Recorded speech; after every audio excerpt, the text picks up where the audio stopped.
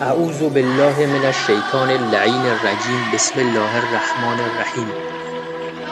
آیا دوست دارید که هیچ فقیر و گرسنه و عریان و مقروض و ستم دیده و اسیر و بیماری در روی کره زمین نباشه و هیچ جنگ و ظلمی در جهان نباشه و هیچ گمراه و گمراه کننده و مستضعف و کافر و ناصبی در دنیا نباشه و ریشه فقر و تبعیض و ظلم و بیماری و فساد و انحراف و گناه از روی کره زمین برچیده بشه و بالاتر از همه اینها کره زمین تبدیل به بهشت بشه؟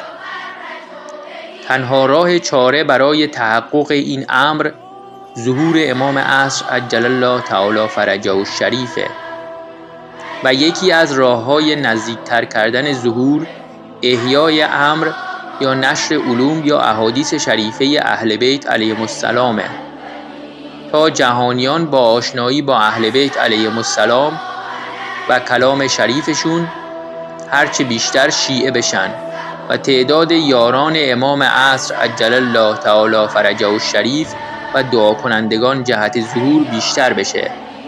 حال چه کسی در این عصر بهتر و بیشتر و کاملتر از همه امر اهل بیت علیهم السلام رو احیا میکنه جز علامه الله یاری؟